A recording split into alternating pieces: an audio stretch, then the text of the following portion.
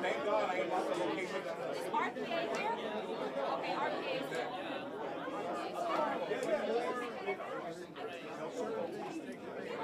Yeah, that's right. Okay, just wanted to make sure. Nice to meet you. Thank you. We just want to get sure if you guys were here. Okay, thank you. All right, thank you.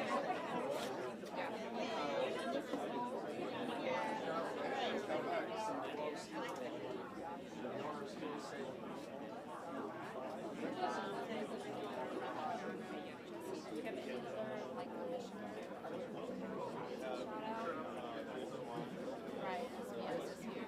DOT is here.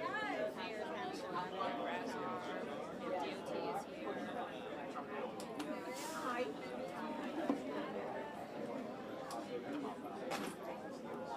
Oh, that's okay. How's everything going?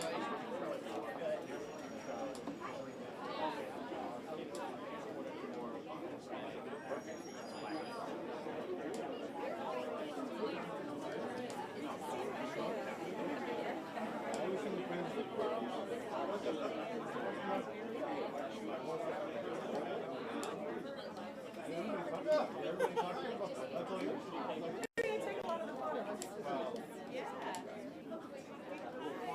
You know, I see comedy in almost everything on the street, so you have to.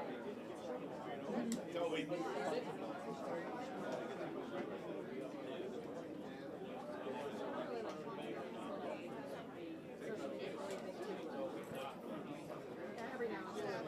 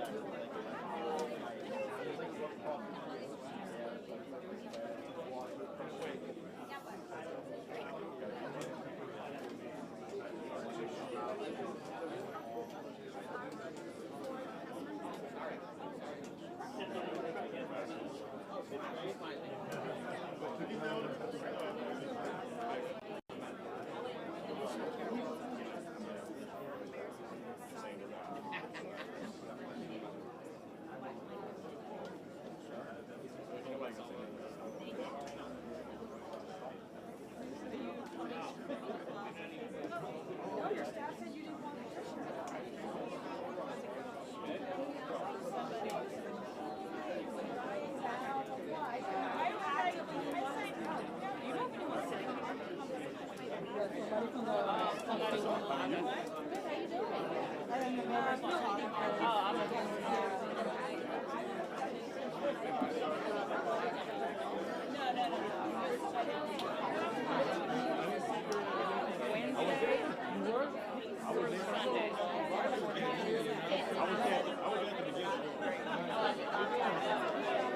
So today's my Monday.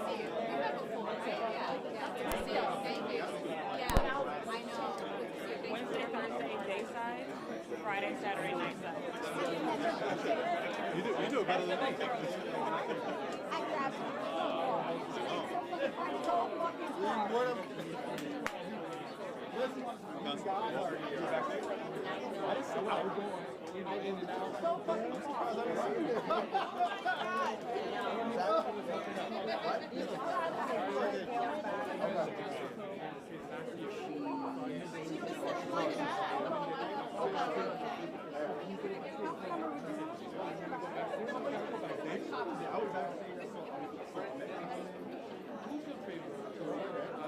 Who you wanted to see?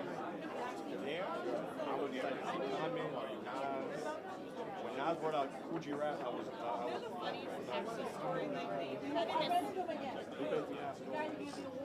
Oh, yeah? Came out. Okay. I got it. I'll pass it. I'll pass it. Thank you so much. And then one of the things, I went to the first question. I went that night. I went to the first. Okay. Because I knew the password. I thought, oh,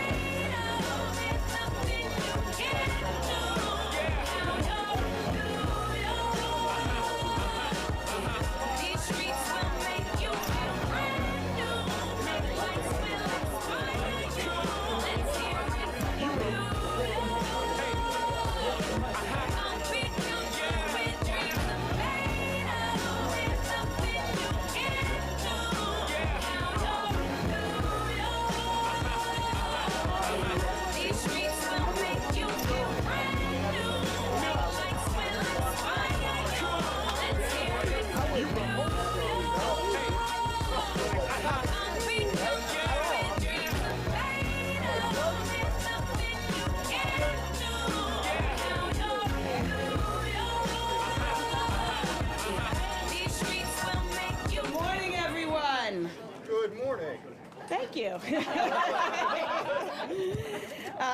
My name is Mira Zoshi. I am Deputy Mayor for Operations, and I have the fortune of representing the infrastructure for New York City, where we go big on everything. We're the largest city in the nation for our public transit system. We have the largest taxi and for-hire car system. We have the largest public composting program in the nation, the largest bike share program in the nation, the largest bike lane network in the nation, and that's just to name a few. And today we're here to celebrate another Guinness Book of Record, an achievement, the creation of the largest permanent outdoor dining program in the country. And this is all thanks, there's a round of applause, to the leadership of our mayor, who prioritizes expansion and improvement of public space and has been a champion for outdoor dining and improvements for all New Yorkers, not just in Manhattan. And to our city council, our speaker, Adams, and our transportation chair, Sylvina Brooks Powers. Thank you very much. And with that, I'd like to turn it over to our mayor, Eric Adams. Thank you, thank you, thank you. And Nightlife Association and the whole team, you know, think about it. You go back to January 1st, 2022, and we were seeing our restaurants were decimated. No one wanted to come out. There was a feeling that an industry that more than is a place where we dine, but walk inside the kitchens and you see the workers, you see the waiters, you see the bus men and women who are doing their services. And we knew we had to come up with a multifaceted plan. The first thing we had to do is we had to create this image of a nightlife mayor, one that was willing to go out, one that was willing to not have a 9-to-5 operation, because New York City is a 24/7 city, a city that never sleeps, so I was not allowed to take a nap. I had to go in, take all the criticism of why you hanging out, because I needed people employed. And we knew that multifaceted plan started to turn around the energy. People were unafraid to go out again. And we knew that part of that plan was to partner with our nightlife leaders. And you know, you have been amazing, Andrew, as we roll out these initiatives over and over and again. And one of the most significant parts was the outdoor dining. And the council were very clear. Councilwoman Brooks Powers and Marjorie Velasquez, we sat down up in the Bronx, had a meal at an outdoor dining location, and it was a real New York conversation. Some people were saying, no, take them down. Others were saying, leave them up. We saved 100,000 jobs, 100,000 jobs because of the former administration. Hats off to Bill de Blasio, the former mayor, and his team that saw that we had to throw the nightlife industry a lifeline, and they came up with this concept overnight of outdoor dining. Never has been done before in the city. They were bold enough to do it to save the industry, and we had great partners. Manhattan Borough President at the time was Gail Brewer, who understood that we had to save the industry. And this was a bold initiative for the previous administration that we had to pick up and make it something that's going to be part of our governmental infrastructure, and that's what Councilwoman Velasquez did with the team over at the City Council, and we're here today. And my number one ask of all of you who are here is that go out and eat somewhere and spend some money. You know, spend some money, find you an outdoor dining spot. They got a great, you know, plant-based meal here. You know. And I'm always up in the BX at Jimmy's spot, up in the BX, you know, doing a cigar, and a Tito's with salsa, and a good meal, you know. So just being able to enjoy this amazing city. And so, Deputy Mayor Joshi, thank you. Big hurdles getting this through, and it's just the entire team. So I'm proud to be signing Intro 31-C. which will bring dining, outdoor dining to all 5 boroughs. Historically, outdoor dining was in Manhattan. You didn't have it in Rockaway. You didn't have it in Brooklyn. You didn't have it in Queens. You know, it was sort of centralized in Manhattan for the most part, but now we have a 5-borough outdoor dining, the largest in the nation. The largest in the nation, you know.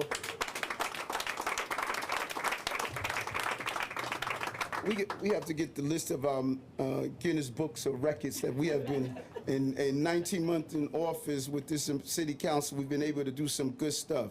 So Dining Out NYC will be the largest in the nation, and it will shape New York City streets forever. The permanent program is going to help our small businesses thrive, get people to spend money in our neighborhoods, and create great jobs for New Yorkers.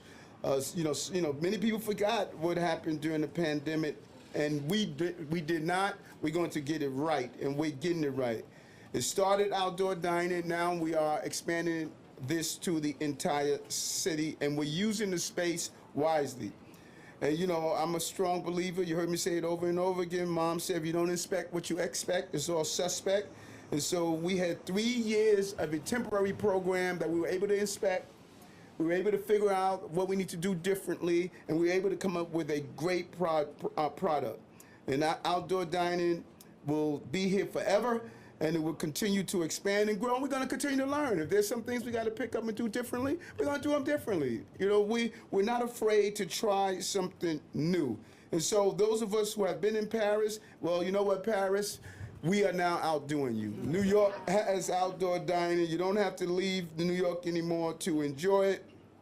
And we all know what those sheds look like. I don't know those unsightly sheds. They have so much garbage, and I know many of you don't know it, but I hate rats. And those sheds were real problems for rodent all over the place. So we took a sledgehammer to a shed in Manhattan a year ago and stated that we were going to partner with the city council and get here to where we are now. So this bill keeps the best parts of outdoor dining while taking lessons from what didn't work, such as roadway dining will be open for restaurants the 8 warmest months of the year.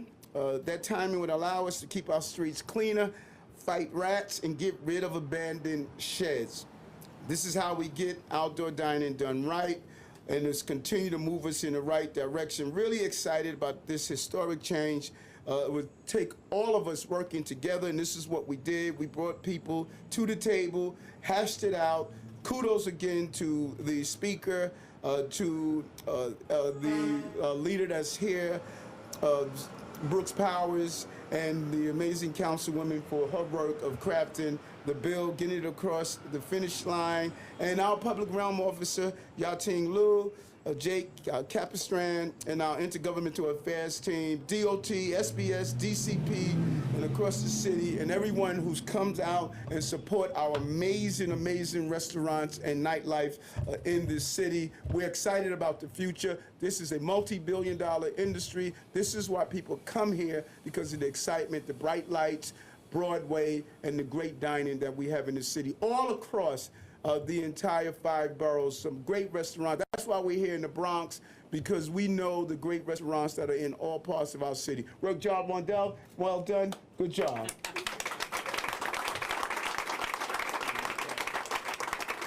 Thank you very much, Mayor. I do want to call out a few people. Obviously, our Councilmember Marjorie Velasquez and Councilmember Sylvina Brooks Powers, who are here today, as well as City Councilmember Gail Brewer, Andrew Ridgey, the New York City Hospitality Alliance, Jeff Garcia, New York State Latino Restaurant Bar and Lounge Association, Sophia Capello, Regional Plan Association, Jackson Shabbat, Open Plans, Matthew Clark, Design Trust for Public Space, and State Senator Jamal Bailey. Thank you very much for being part of this. As the mayor noted, this is a multi-agency effort, so we're and Assemblymember John Sakara, who just walked in, special walk-on announcement. And just to call out our agencies, it is a citywide project. It takes citywide attention. Judge Sylvia Hines-Radix, our Corporation Counsel, Yating Liu, our Chief Public Realm Officer, Margaret Forgione, our First Deputy Commissioner, Department of Transportation, Kevin Kim, Commissioner of Small Business Services, Manuel Castro, Commissioner of Mayor's Office of Immigrant Affairs, BJ Jones, our new Executive Director of New York, Kathy Karate, Director of Citywide Rodent Mitigation, and Jesse Tisch, our Commissioner for Department of Sanitation. So I'm excited that we've arrived at this new point, this new program, Dining Out NYC. It'll achieve a number of Mayor Adams' goals all at once, using our public space in ways that benefit many members of the public all at once, and providing certainty and future for the businesses that took a leap of faith in the midst of an international pandemic and provided outdoor dining so New Yorkers could again enjoy the comfort of company and good food, as well as providing income for more than 100,000 workers. Today, the pandemic is over, mostly, but our need to be together and celebrate diverse culture through food still remains. And with Dining Out NYC, it's here to stay. So one thing I want to think about as we think about the future is, how did we ever manage to use the word shed and appetizing in the same sentence? No more.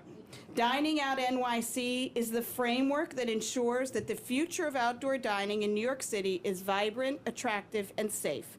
The key to getting this right is making sure that everyone who wants to participate in the program knows the rules, and we as a city make the rules easy to find and easy to read.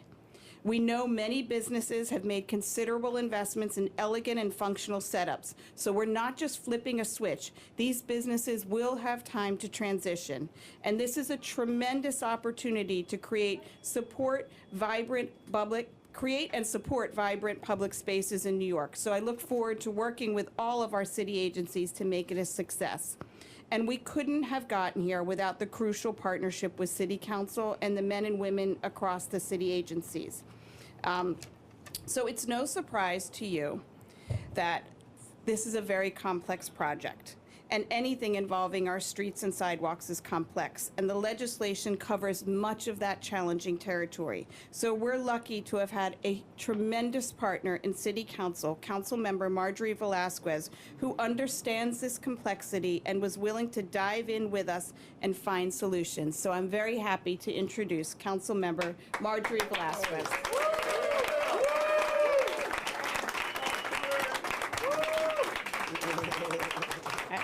First off, let me get my notes because without this, I'd be lost. But more importantly, welcome to the Bronx, baby! As the mayor highlighted earlier, had it not been for this bill, had it not been for this moment, our borough would not know what this would be like. Had I not, that was great, thank you.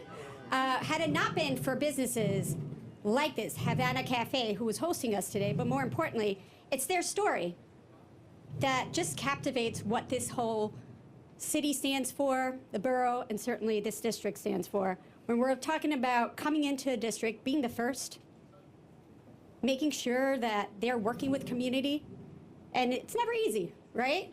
You got to feel each other out, learn to trust, just like this bill. Wasn't easy. We had to build trust on both sides, with community and with agencies, making sure that folks realize we're listening. Because we did a 10-hour hearing, y'all. But besides that, we met people where they were. At restaurants, at community groups, making sure that we weren't missing anything. We met with advocates who really designed and discussed what streetscapes mean to them. Moms with strollers, folks who aren't mobile. We took everything into this. And we're bringing the life of New York City back up. And it's on all of us. It's on you, y'all. So everyone that's watching, everyone who's here present, take pride in your community. Take pride in being a New Yorker. And most importantly, take pride in staying here when everybody left. That's right. That's right. Just like this business stayed here and opened their doors, provided that safe space, and made sure that our families knew that this is a place to come. This is a home for many, just like New York is home for many, and we welcome our doors. And more importantly, now we're gonna get food on the table and really have these tough conversations and know that we're here to get things done. And thank you, Mayor, for adding that to our lives now. And more importantly, thank you all. And now, the biggest thank yous are for those who really, really, really were with me for the last year and a half. So we're gonna go through this because I really wanna start with the roll call because everybody matters here. So Mayor Adams, thank you for believing in me, for putting this bill in front of me and saying, this is you. Yes, I'm a known foodie, so it comes naturally, right? Deputy Mayor, thank you. Not just for this, but for everything that you do for us. You don't know how hard she works, and like we have calls really late at night just to make sure we're delivering for the folks in New York City. Deputy Director of New York City Council Legislative Division, Rachel Cordero. Assistant Deputy Director, David Seitzer. Committee Counsel, Sarah Swain. Policy Analyst, Natalie Meltzer. Chief of Public Realm, Ya-Ting Liu. Thank you, Ya-Ting, and she always has fire outfits, okay? So let's comment on that. Director of City Ledge Affairs, Jessica Carano. Jess, as I know her, and I love her very much for a long, long time. Deputy Director Connor Martinez. Senior Ledge Representative Jake Capistran. And my team, Chief of Staff Jackie Crossan. Deputy Chief Ed Molina. Community Relations Specialist Steph Rodriguez. Comms Director Tamara Bonet Cardona. Liaison Stephanie Parrish. And Mike Corbett, my senior advisor. Thank you, team, for getting this done, and thank you for all those long, late nights. Also, I want to take a moment to highlight those before us. Right now, he's a borough president, but before he introduced this, city council member, now borough president, Antonio Reynoso. I also want to thank former Mayor Bill de Blasio, who also believed in this idea. I want to also thank and give a big shout out to my borough president, Vanessa Gibson, who was not able to attend, but she sends her warm greetings. And all my Bronx colleagues here that are in support today, thank you. Thank you all. We are the city not only of yes, but getting it done, and now outdoor dining, baby. Thanks. Thank you very much, and a deep felt thank you to all the hungry New Yorkers who make our next speaker's job really, really important. Andrew Ridgey. Andrew. Oh, good. Thank you. Oh my goodness, I can't believe this. Mr. Mayor, council member, there's so many thank yous to go around for the incredible work, and you heard many of the names, so I'm going to try to be really quick and just put this in perspective. You remember back in March of 2020, pandemic shut everything down. You know, we had to be socially distant. But our restaurants, our bars, this is where we came together to socialize. And then in, I guess, May, former City Council Speaker and I, Corey Johnson, co-authored an op-ed about the city creating an outdoor dining program to let people to come out, dine safely, bring people back to work, support these small businesses that are vital not only to the economic foundation of our city, but also to the social fabric. About a month later, with then Mayor de Blasio, the First Lady, up in Melba's in Harlem, the President of the Hospitality Alliance, celebrating outdoor dining. It saved, as the mayor said, about 100,000 jobs, thousands of small businesses from shuttering. But I think it also sent a message to New Yorkers and the world that we were going to get through this, no matter what. And the streetscape, the vibrancy that outdoor dining brought, I think helped us in our recovery and continues to do so today. And then when our mayor, Eric Adams, came into office, and Councilmember Velasquez and the Bronx delegation, we set up an outdoor dining lunch on Arthur Avenue, and it was cold, but we had fun, and the food was amazing. And all of a sudden, they just said, you know, we got to get this done. And here we are. It took some time, lots of compromise, lots of negotiation. But we now have a permanent outdoor dining program that is going to allow sidewalk cafes year-round, roadway streeteries. Let's get rid of the sheds. That's where you put your shovels and rakes. Outdoor dining cabanas, streeteries, a permanent program. Outdoor dining in the roadway will be 8 months a year.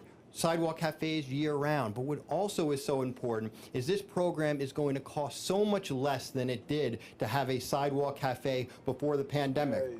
My aunt and my family's bakery and cafe never got one because it was too expensive. There was too much red tape. There was too much bureaucracy.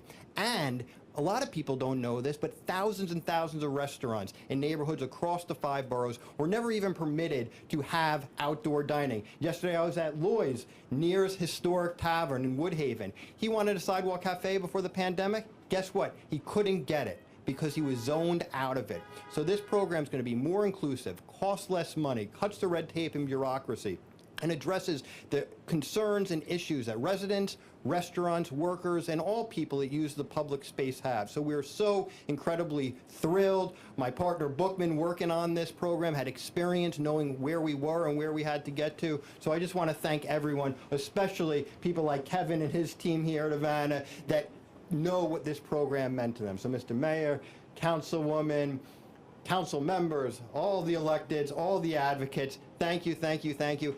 And the members of the media, you were there from day one with the long microphones, remember, on the street by outdoor dining saying, what's this going to do for the industry? And you're here again today telling all angles of the story. So thanks for everyone. Outdoor dining is for everyone, and we should all go celebrate with a alfresco meal.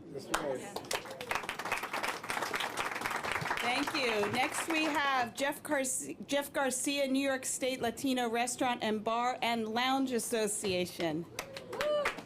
Thank you, thank you, thank you. I am so excited to be here. Thank you, Mr. Mayor. Thank you, Councilwoman Velasquez, and everyone else that was involved in this very difficult, arduous journey. I remember that 7-hour Zoom meeting, you know, trying to convince many of our electeds that this is the right way to go. And I'm so happy we were able to get this done. This is an amazing day. This will now help our businesses, especially black and brown businesses across this city, not just it allowed them to stay open, now to continue to recover, because many businesses have still not recovered from the pandemic. And this will allow them to continue recovering, allow them to hire more people. And the detractors, I think, will be pleasantly surprised of how this new program will look. So I'm super excited. I'll keep it very short. But again, thank you very much for coming out today, and thank you very much for getting this done. Thank you, brother. Thank you. Do a few on top. Take some on-topic questions if members of the media have questions. Yeah, go ahead. In the past, these sheds have been across many stores, you know, instead of just in front of the one that had the restaurant. Is that going to continue, or is there going to be a set of rules because it says it'll be under DOT rules? Have they been published? Thank you. Well, one, we won't have sheds going forward. And number two, there is a square footage allotment and a price for square footage depending on the location. And the DOT rules will go through our normal CAPA process, which is the process where we put out the proposed rules, which will also identify how this footprint is measured. And then there'll be a chance for public comment, and then we'll finalize the rules. Okay, so There was one more. I think what you raised, Andrew, is so important that we talk about the lack of equity in this city for so many years. We have places in other boroughs that were not allowed to have outdoor dining. No logic. We just have these arbitrary rules that the outer boroughs are treated differently.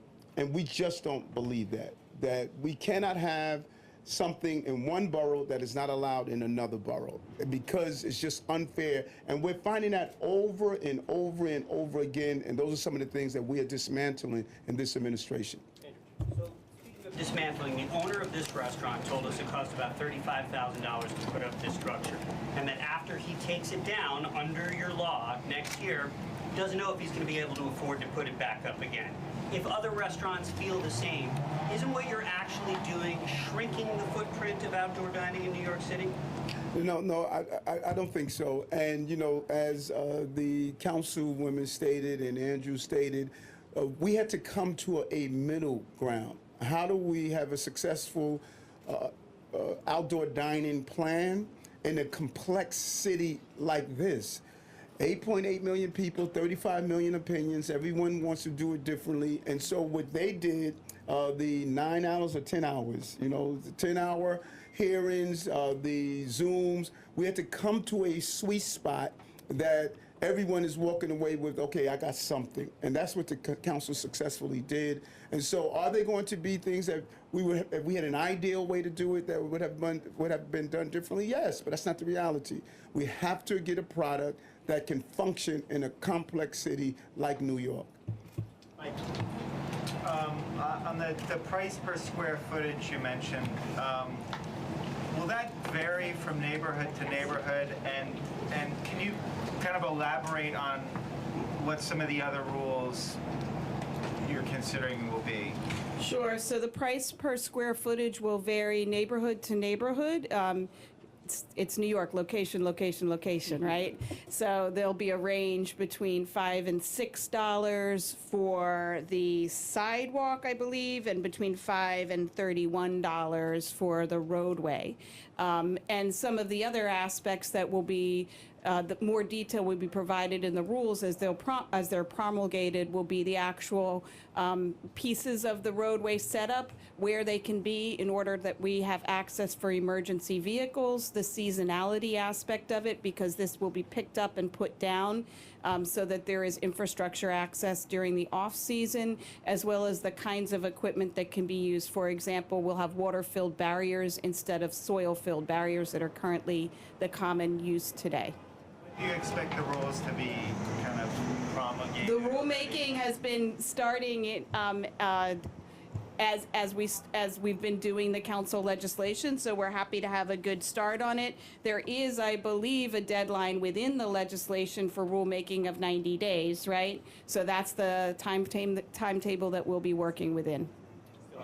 Yolanda from Telemundo. Mr. Mayor, any idea how many new jobs are going to be created with this legislation? Do you have that number? I hope a lot, but do you have an official number? I don't have an official number, and we're happy to get back to you, but we know 100,000 jobs were created in the pandemic program. This is I heard a lot more. Okay, so I think not only is it creation of job, but it's continuation of jobs. Because if this program was to go away, we would have a shrinking of the employment in the restaurant industry. I was actually asking about the price per square foot. You answered that, but related, do you have a projection of how much the city stands to make off these permits? So when we charge, and I don't think the city is going to profit very much off of these permits, this is really about accessibility, and it's about, during the pandemic, people say, well, you gave it away for free. We gave it away for free at a time when people didn't have access to their restaurants at all. But now we price the roadway for many different things. If a construction and job is going on, they pay a permit fee to the city to use the roadway for staging. If the film industry is using our roadway, they pay a permit for using the roadway. For parking in most places, there's now a cost for using the roadway. This is no different. This is infrastructure. You're using the infrastructure. There is a cost that's associated with it. Mayor Adams, you mentioned the point about the rats. If the outdoor dining structures will be up for still a portion of the year, several months, how will you combat that issue, considering there still will be outdoor eating going on across the city? Yes, no, great question. And it's about the structure and something that many people are really underestimating what they were told is going to cost 4 years. But with our amazing Commissioner of Sanitation, we are containerizing our garbage. No one thought we could do it. In 18 months, we started with the food service workers. Now we're going in a few months to all of our businesses, and eventually you're going to see the entire city. The days of garbage bags and the all-night buffet for rats are going to be over. And it's because we have an amazing get stuff done philosophy in this administration. And so the way these structures are built are going to really complement the fact you're not going to have these garbage bags. We all see them all lined up around the sheds that are up now, and just a real feeding frenzy. And so it's a combination of the design and what Jessica Tisch, the Commissioner of DSNY, is doing with getting our trash bags off our streets. It's an amazing victory. No one thought it was possible. Everybody said it was going to take 4 years. We're 18 months in. Within 2 years, we're going to accomplish what someone said it was going to take 4 years to do. If that's not GSD, I don't know what is. Joaquin Torres from Univision. What do you say to the drivers? Because next year congestion pricing is starting. That means more cars in Brooklyn, Queens, Bronx, and they're going to find less parking because of this program. We're going to coordinate and make sure it gets done. Listen, the city is resilient, and no matter what you do, there's a reason that people can give why not to do. We are in the right place. Congestion pricing is a game changer for the entire city. And you pivot and shift, but the problem of parking, of driving, of sharing space, we're going to work those things out. The city is going to navigate it. This is a new introduction to the city, and maybe I'm extremely optimistic in everything I do, is because I know the city. We will figure it out, and we will get it done. I'm sorry. What would you say to people who oppose the outdoor dining? I will tell them, come out and try it. Bring your boo to a restaurant. Somebody you're trying to, keep your marriage together. Little outdoors will help you. Come and try it, man. You look into, your date. You may drive by. You may see eye candy sitting down somewhere. You may want to park and, come and slip them your number. Hey, listen, come have fun, man. Outdoor dining is the way to go. And so people who are opposed to it, I don't think they've ever tried it. This is a Mikey moment. Try it. You'll like it.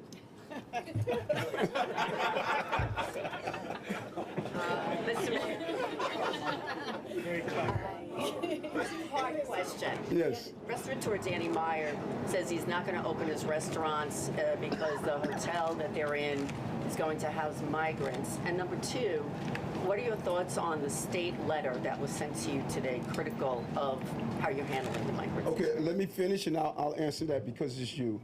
Okay, did we have any more? So I'll answer. Okay, so, and I'm sorry that he feels that way, Danny, who's a great partner, and I understand his frustration. And what we're finding as I move around the city, there's a lot of displaced anger. There's a lot of anger that's displaced. I was out in Queens, and some of the residents I stopped to communicate with who was saying, well, why can't you just send people back? I don't have the authority to deport people.